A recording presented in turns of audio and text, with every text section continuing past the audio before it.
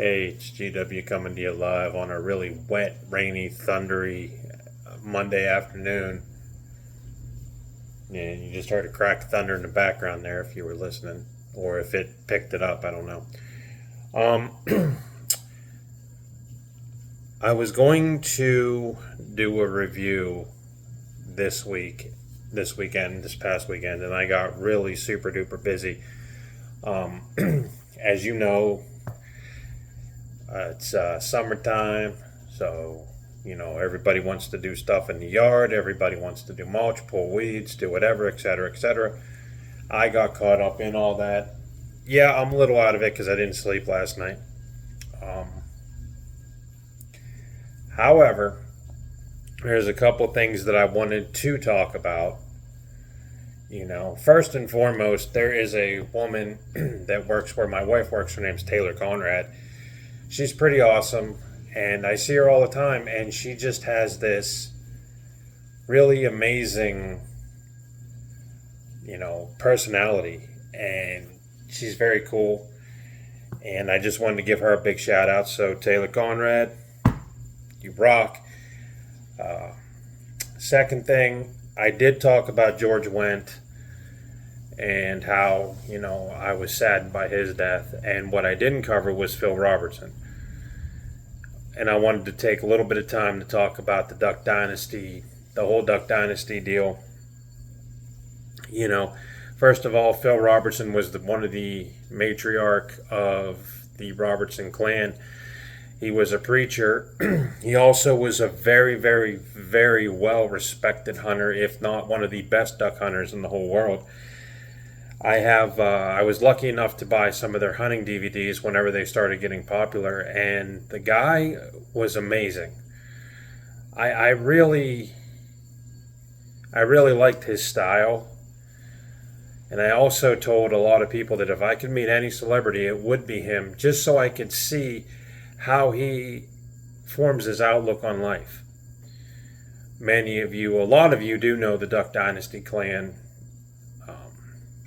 from the TV shows, and I think they actually have their own, TV network on Tubi or something. I don't remember. But Phil Robertson, when you listened to him and you saw him on the TV, that was a far cry from the actual person. A lot of people do not know that Phil wrestled with alcoholism and almost destroyed his empire, but he was strong enough, and he put his faith in God, and he was strong enough to persevere and create part of an empire.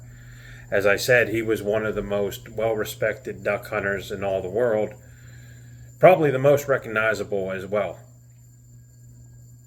But that family, the Robertson clan, when Duck Dynasty premiered, it found a soft spot for me because at first, when the show first started, guys, I didn't care about it.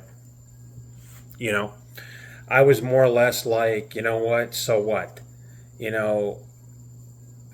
A couple of backwood people that don't know crap, I'm not going to give my time and effort into watching them because I got my own issues. Then what happened is my wife had to work night turn one time. So I came home and I was flicking around the channels in Duck Dynasty. They used to run like 2 or 3 episodes a clip, right? So my very first Duck Dynasty episode was the one where Uncle Si and Phil take a grill back and try to get a new one. And it was the most hilarious thing I'd ever seen. And after that point, I was hooked. Because I could not believe, how funny it was. And I had to watch more. And the more that I watched it, the more I became a fan. The more I became a fan, the more I wanted to go get all the DVDs. In fact, I think we have them all except for the last season. But my point is that for the years Duck Dynasty was on, I really got to see what the cameras captured of Phil Robertson and the Robertson clan. My sister, who was very lucky, actually got to meet them. She was doing, I think, an internship. Or no, she was down there on a job site and she met the Duck Dynasty guys. Again, right when they got big. But even my wife loves Duck Dynasty. I have tons of shirts of Duck Dynasty. I have tons of DVDs. I even have the ones before the Dynasty, and a couple, like I said, a couple of their duck hunting DVDs. But what was really interesting is on those duck hunting DVDs, they have little clips of Phil Robertson preaching. And when I listened to them, when I saw the clip and I listened to him preach, he seemed different than most preachers to me. He was somebody that I could really relate to.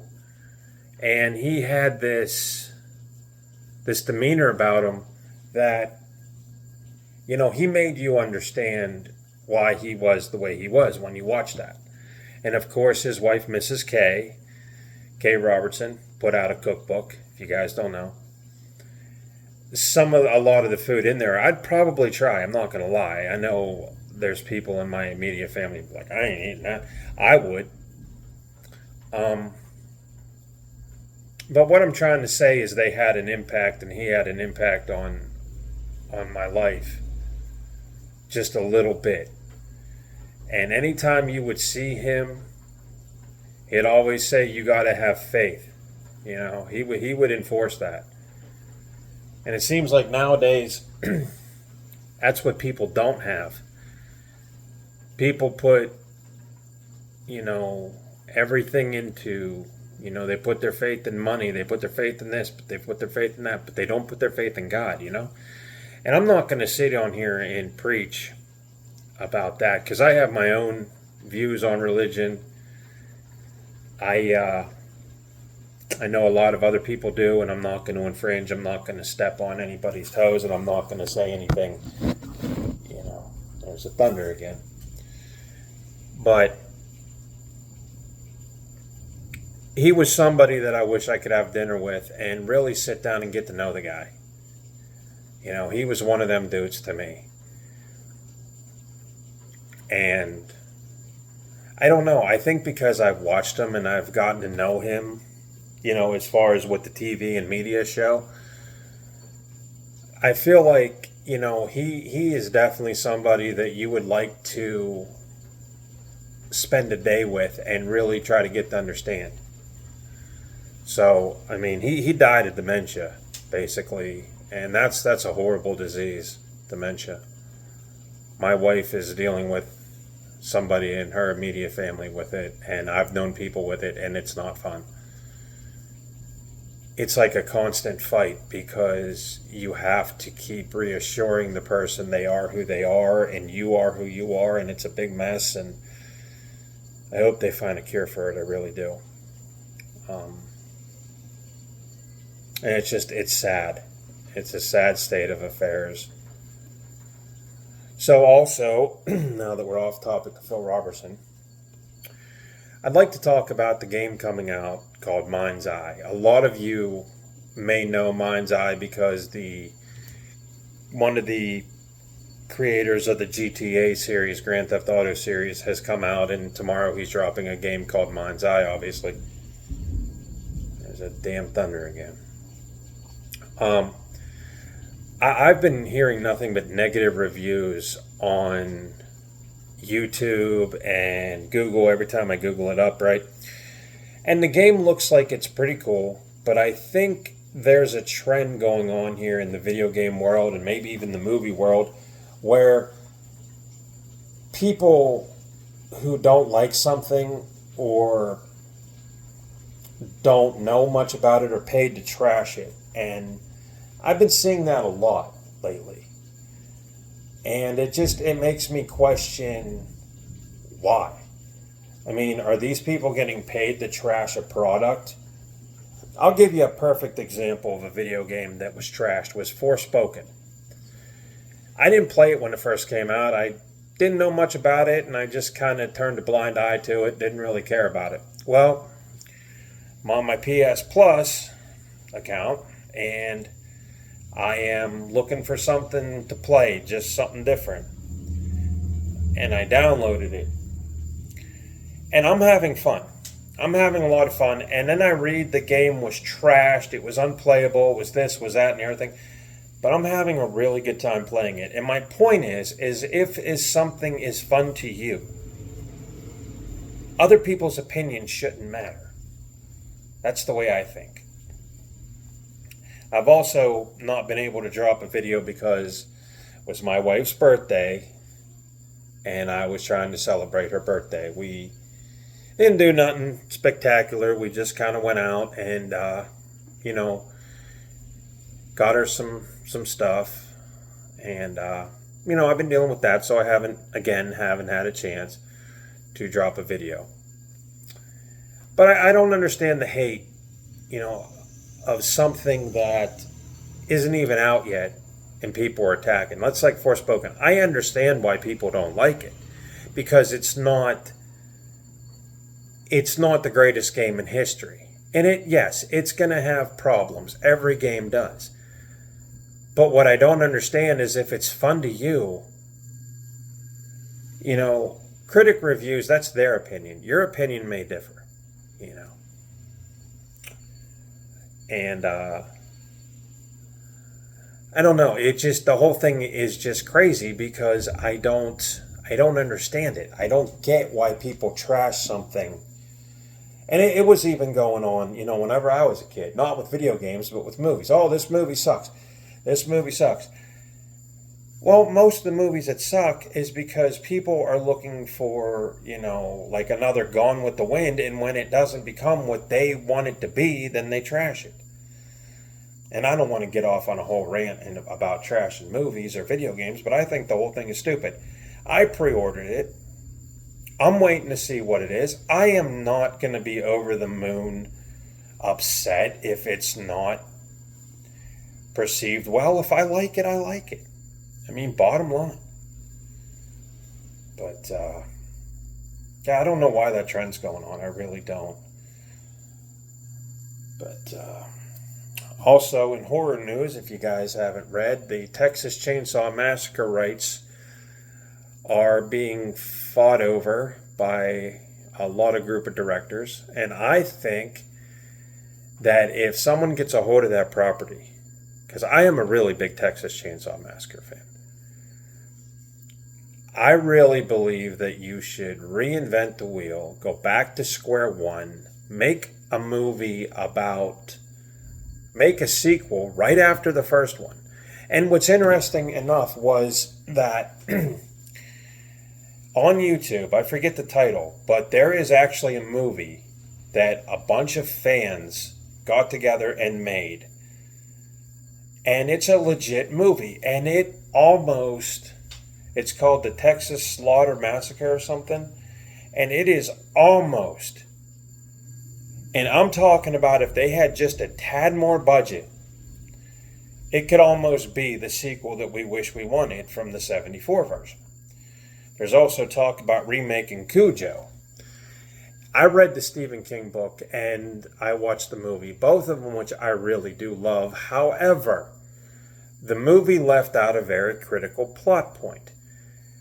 That before the dog gets rabies and attacks the whole town and traps mother and son in the car, there was a serial killer in the book named Frank Dodd. And the dog was supposed to be Frank Dodd's vengeance, if you remember the book. And I know a lot of people probably don't remember that plot point, but to me, I think it was only referenced in that TV show Castle Rock. And I would like to see something where that is actually mentioned. Speaking about Stephen King films, again, you know, scrolling through YouTube, I saw that Emilio Estevez had written a sequel for Maximum Overdrive. He was on Jimmy Kimmel or one of these late night talk shows.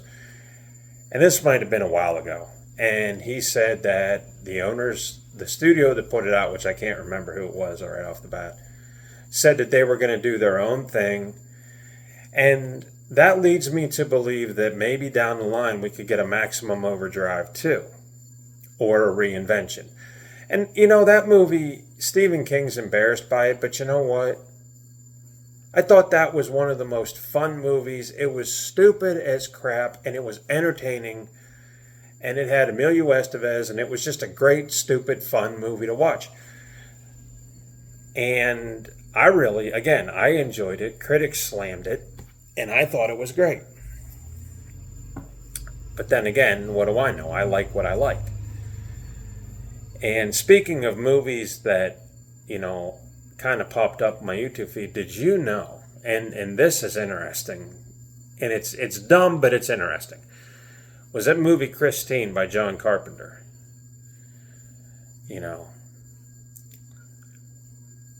It actually had a direct-to-video sequel. And it's funny because it must have been really bad, because when you look up, Christine 2, either it was fan-made or it was so bad that it doesn't even exist. I'd like to see that. I always thought Christine was a pretty cool property, and I thought that, at the end of the film, if you guys remember, Christine is all crushed up in a cube, and she's still going, because that last sequence, the part of the fender moves, right? I always thought that, you could set the story, 15 years after the original, and everybody's forgotten about the character of Arnie Cunningham, and everybody's forgotten about, Dennis Gilder saving the town, but he's a well-respected individual. He's probably like a football coach, right, or something like that in the sequel, right? So him and, what's his name, Lee, are married. And they have a couple of kids, right? And what if Christine finally, manages to get back in her original form and starts stalking them? And we have, huge set pieces, big chases. But instead of going right after Dennis and Lee, what if Christine starts running over the families? And you have a series of auto accidents, and everybody sees this Plymouth Fury fly away, right? But you start the movie out on a bang, right? You see Christine back in the showroom, and maybe she drives through an auto wrecking facility, and maybe, she goes and, people try. That's how you start it. That's how you start the movie. You have Christine come back to life, and you have two punks try to steal her, hijack her, and she takes them for a ride through an auto wrecking facility, takes them through shears where they dismember cars, and it's a really bloody, gory mess, right? Then you have Christine. Man, that's a good idea for a movie, isn't it? But it'll never get done. But that's how you would do it. That's how I would do it. So, anyway. But yeah, it's been crazy, and I just wanted to say to everybody that watches me who is a father, happy Father's Day. I know I'm a little early, but I'm going to be busy on Father's Day. I'm taking my dad to Fortune Star, and I'm going to do some different things, so I won't be able to drop a video, But I just wanted to come on here and give you an update, and I didn't mean to get on a rant about that Christine too, but it is a good idea. Also, the Friday the 13th franchise, I guess, is not dead. It's going to be very much alive. There's going to be a Peacock, I think, is going to have a show about Crystal Lake, a drama show. There is one more movie in development, I heard. There is actually talk, if I'm not mistaken, about the game, coming back online and a bunch of other stuff. Because you guys remember, if you guys own the game, which I put in for a Kickstarter campaign, I was shocked, like many of you, whenever it was just halted. It was just halted, dead. They were going to have every version of Jason in there that you could play with different abilities, and it was halted because of the lawsuit between Sean Cunningham and Victor Miller. And what's really sad was they had, at the end of the demo, or at the end of the one part of the game, they had Uber Jason. which was Space Jason. And everybody wanted to play Space Jason, even though that movie sucked worse than a vacuum cleaner. But it just halted. And then I read that Gun Media's other game, the Texas Chainsaw Massacre, is not receiving any more updates. So it seems like Gun jumps around to whatever property is next, but they do say they have something in the works. And I hope it's big, because they put out Killer Clowns with Outer Space with Ilphonic, Friday the 13th, Texas Chainsaw Massacre. Maybe a Halloween game would be next. That'd be great, huh? I don't know. But no new movies to review. I was going to watch the Alto Nights Sunday morning whenever I got up, but 2 hours and 35 minutes was a long time to sit, especially when you have a cat that's just hyperactive. You can't sit down and watch anything, which is sometimes why I don't do reviews, is because I'll sit down, as soon as I start watching something, will paw me, bite me, scratch me, to the point where it's pointless to even try at that point. But American Ninja Warrior, I believe, is on tonight, so we're all going to watch that. And I hope that's good. I really love that show. But again, I just wanted to drop a line on a really rainy Monday and just tell you what I've been up to. And I don't,